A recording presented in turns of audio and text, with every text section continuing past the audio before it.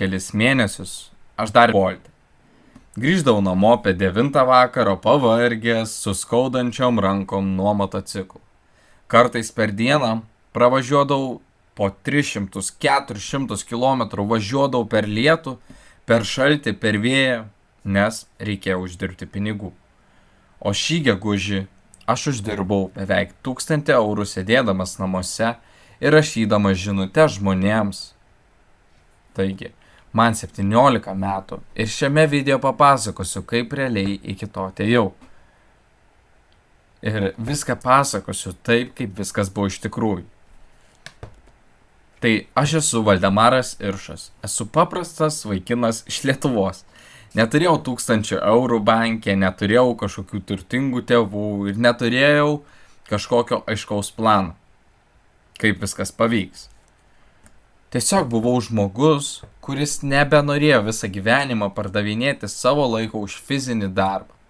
Ir svarbu pasakyti, aš dar nesu kažkur labai toli nuėjęs. Aš dar tik pradedu. Bet būtent dėl to ir noriu dalinti šitą istoriją dabar, ne tada, kai viskas jau bus tobula, o dabar, kai viskas dar tik prasideda. Šitas video nėra apie tai, kad aš kažkoks ypatingas. Esu iš paprastos šeimos, turiu 3 brolius. Mano tėvai visą gyvenimą dirbo ne todėl, kad visada norėjo, o todėl, kad reikėjo. Ir aš nuo mažens tai mačiau. Mačiau, kaip žmonės pavargsta, kaip pinigai tampa pastoviu stresu, kaip tėvai stengiasi dėl vaikų, bet patys dažnai lieka paskutinėje vietoje. Ir kažkur viduje aš gana anksti supratau, kad nenoriu visą gyvenimą taip gyventi. Ne todėl, kad darbas yra blogai. Darbas nėra blogai, bet aš nenorėjau tokio gyvenimo, kur kiekvienas euras ateina tik tada, kai fiziškai save išvarai. Ir šiame video papasakosiu savo kelią nuo Bolt maisto pristatymo, nesėkmingų bandymų, blogų kursų, nusivylimo savimi, iki pirmų beveik 1000 eurų online. Viską pasakosiu taip, kaip buvo. Tai pradėsiu nuo Bolt. Iš šono gali atrodyti paprasta, atsisėdė ant motociklo, pasiėmė užsakymą, nuveži maistą ir gauni pinigus. Bet kai tai darai kiekvieną dieną, realybė pasidaro visai kitokia.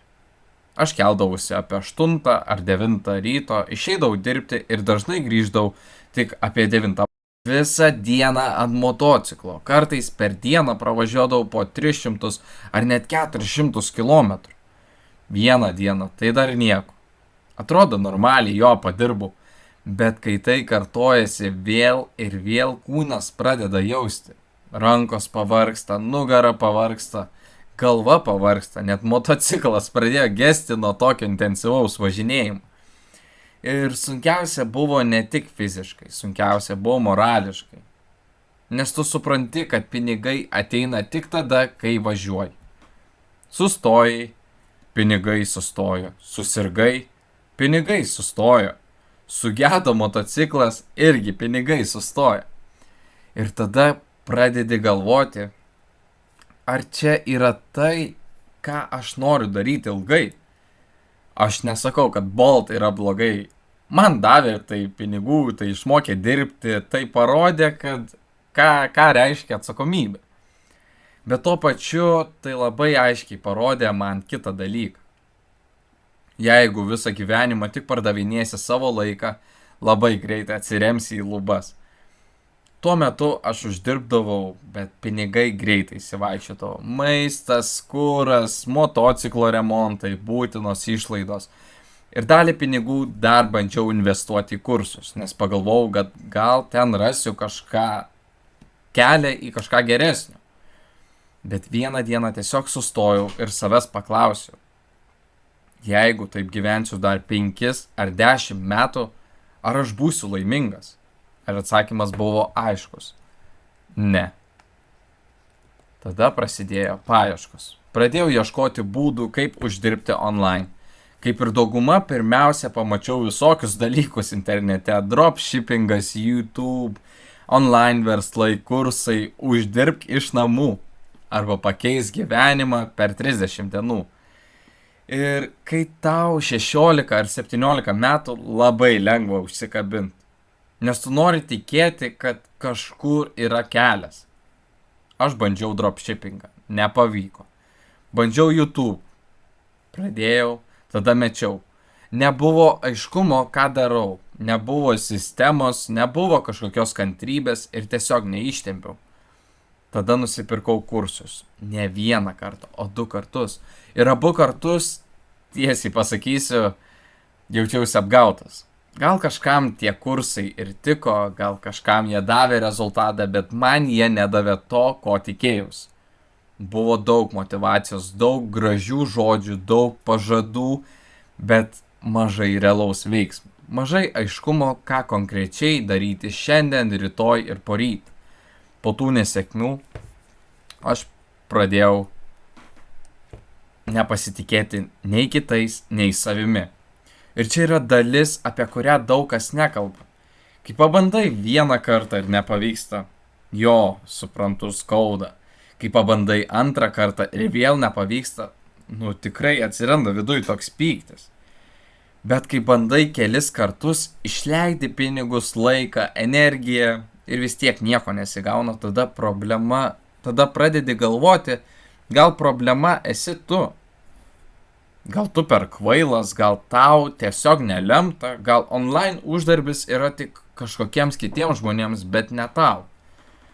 Aš labai gerai prisimenu tą jausmą ir atrodo, kad viduje yra noras kažką pakeisti, bet realybė vis atsitrenkia į tą sieną.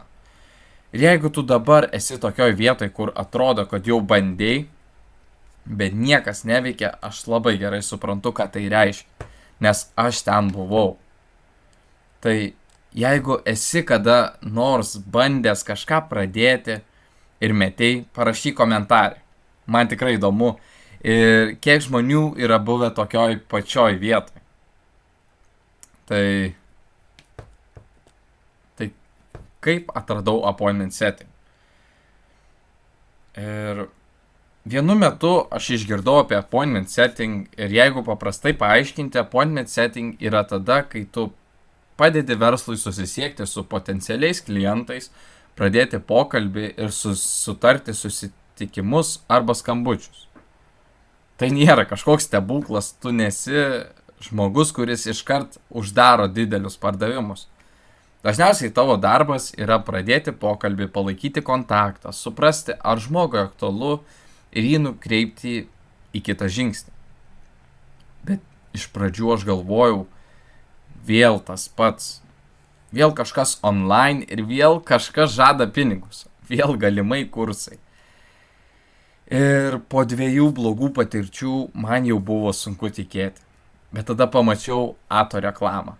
Ir man užkabino ne tik tai, kad jis kalbėjo apie pinigus ar darbą online. Tokių reklamų pilna.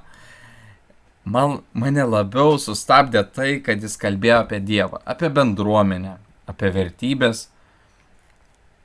Ir verslo ir tikėjimo kontekstas man pasirodė kitoks. Aš negaliu pasakyti, kad viską žinojau logiškai, negaliu pasakyti, kad turėjau garantiją. Jos nebuvo. Bet viduje buvo toks jausmas, eik, bandyk dabar. Ir tuo pačiu buvo labai daug baimės. Nes aš jau buvau nudegęs, jau buvau leidęs pinigus ir negavęs rezultatų. Vėl investuoti buvo baisu. Bet tada supratau vieną dalyką. Jeigu nieko nekeisiu tada ir niekas ir nepasikeis. Galiu toliau važinėti Bolt, pavargti, skųstis, pykti ant kursų, pykti ant žmonių, pykti ant savęs. Arba galiu dar kartą pabandyti, bet šį kartą rimtai. Ir aš pabandžiau. Tai jeigu ši istorija tau bent kažkiek rezonuoja, paspausk like ir prenumeruok kanalą. Čia nebus netikrų pažadų, aš tiesiog dokumentuosiu savo kelią, ką mokausi, kas veikia, kas neveikia ir kaip realiai atrodo bandymas uždirbti online Lietuvoje. Ir tada atėjo gegužė.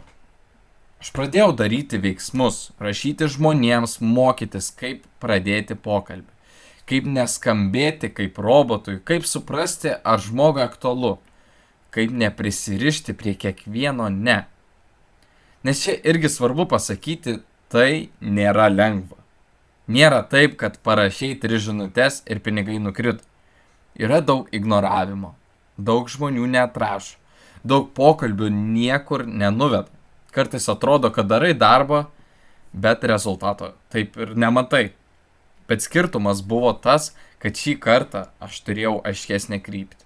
Nebuvo taip, kad tiesiog chaotiškai bandau viską iš eilės. Aš žinojau, ką turiu daryti ir kai pamačiau, kad per gegužę uždirbau beveik 1000 eurų, man tai atrodė tiesiog kažkas vau, atrodė netikra. Ne todėl, kad 1000 eurų yra kažkokia kosminė suma, suaugusiam žmogui gal tai net netrodo labai daug, bet man 17 metų po Bolt, po kursų nesėkmių, po visų bandymų ir nusivylimų, tai buvo įrodymas.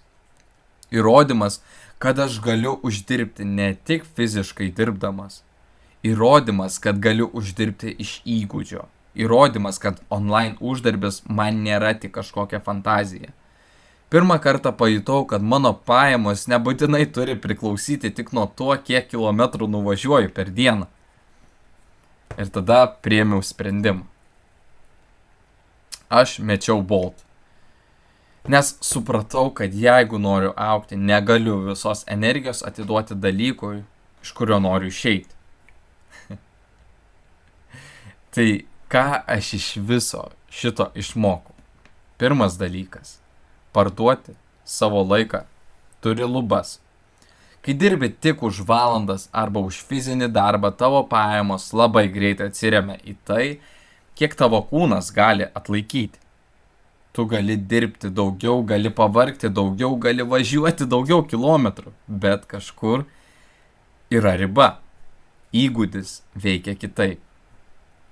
Kai moki rašyti, parduoti, bendrauti, kurti pokalbius ir suprasti žmonės, tai gali augti. Lėtai, bet gali. Antras dalykas. Ne visi kursai ir ne visi žmonės internete yra geri.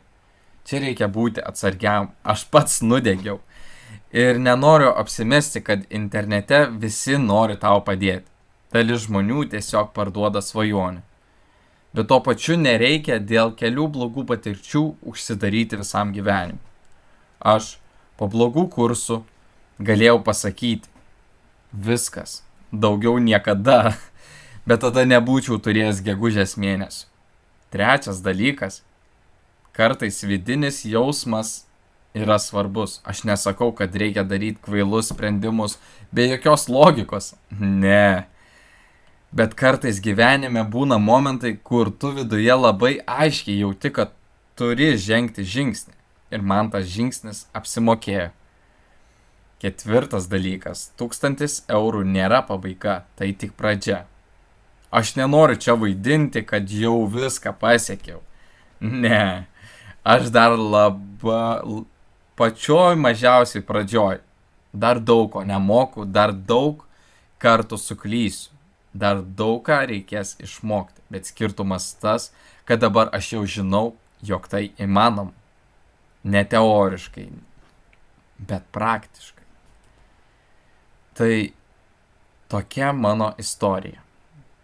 Nuo Bolt motociklo, ilgų dienų ir nusivylimų iki pirmų beveik 1000 eurų online. Ne pasaka, tai ne reklama, tai tiesiog mano kelias. Jeigu tu irgi esi pradžioj, nori kažką keisti, bet nežinai nuo ko pradėti, prenumeruok. Aš čia rodysiu realų kelią, ne tik pergalės, bet ir klaidas. Ne tik gražius skaičius, bet ir tai, kas vyksta už kadro. Kitas video bus apie tai, kaip realiai atrodo mano diena dirbant online. Ką darau, kiek rašau, kaip mokausi ir kaip bandau auginti pajamas. Jeigu turi klausimų, parašyk komentarę arba Instagrame, linkas bus aprašyme. Iki.